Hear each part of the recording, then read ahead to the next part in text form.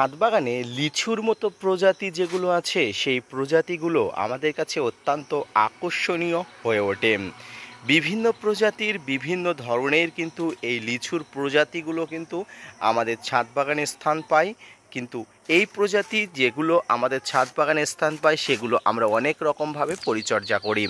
Hello friends, আমি কমল হোসেন এবং আপনারা দেখছেন গার্ডেনার টিপস উইথ কমল। আজকের ভিডিওর আলোচনার বিষয়বস্তু হলো বর্ষাকালে ছাদ বাগানের লিচুর অপর একটি প্রজাতি, অর্থাৎ লিচুর মতো প্রজাতি কিন্তু লিচু নয়, সেটি হলো লঙ্ঘন। এই লঙ্ঘন ছাদ বাগানে গাছে বিভিন্ন বাগানে কিন্তু পরিচর্যা হচ্ছে এবং এখান থেকে প্রচুর পরিমাণ ফলনও পাওয়া যাচ্ছে।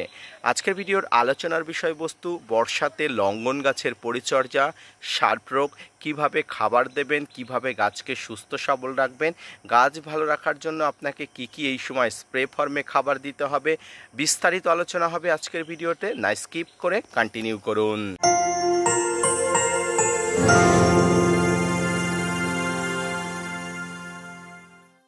লঙ্ঘনের অনেক ধরনের প্রজাতি বাজারে পাওয়া যায়, তবে বর্তমানে সবচেয়ে দামি লঙ্ঘন হলো রুবি লঙ্ঘন।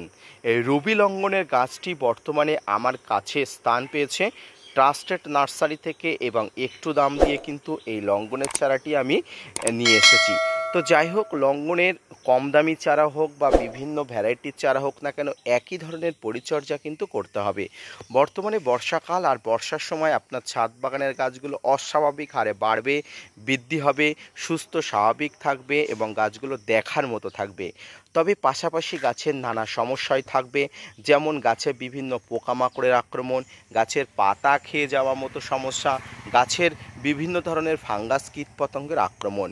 তো চলুন কি করে পরিচর্যা করব বা কি করে পরিচর্যা আপনারা করবেন আজকের এই ছোট্ট ভিডিওতে বলে দেবো, এবং সেইভাবে পরিচর্যা করুন। দেখবেন আমার 6 মাসের একটি লঙ্ঘন গাছের অবস্থা কত সুন্দর হয়েছে। আশা করি আপনাদেরও ঠিক তেমনই অবস্থা হবে। একটি ছোট্ট 25 লিটারের কিন্তু বালতিতে আমার এই লঙ্ঘন গাছটি কিন্তু আমি গত 6 মাস আগে আমি রোপণ করেছিলাম। বর্তমানে গাছটির কিন্তু খুব ভালো গ্রোথ আছে, স্বাস্থ্যবান হয়ে উঠেছে। এই গাছটি কিন্তু আরও বড় করে তুলতে হবে। মিনিমাম 2 বছর বয়সী না হলে কিন্তু এখান থেকে ফুল বা ফল পাওয়া যাবে না। তো এই ফুল বা ফল পাওয়ার জন্য আপনাকে কিন্তু গাছকে ম্যাচুরিটি করতে হবে। প্রথমেই আসি গাছের খাবারের কথা। আপনি এই সময় বর্ষাকাল গাছের গোড়াতে খাবার দিতে চাইলেও দিতে পারবেন না, তবে যারা একেবারে দেবেন বলে ভাবছেন তারা কিন্তু গাছের মাটিটা কিছুটা তুলে এখানে কিন্তু খাবার দিতে পারেন।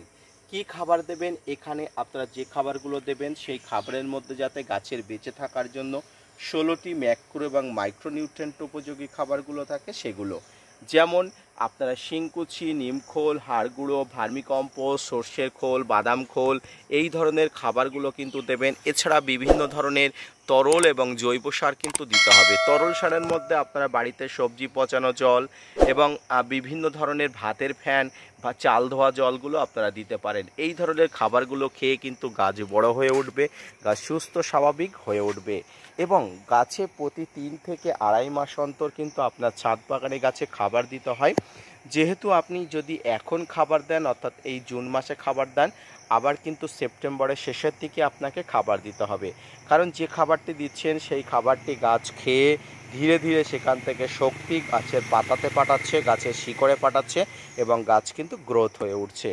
তবে আপনি যদি রাসায়নিক খাবার দেন, এক্ষেত্রে আপনি ইউরিয়া, পটাশের সমন্বিত খাবার অবশ্যই দিতে পারেন।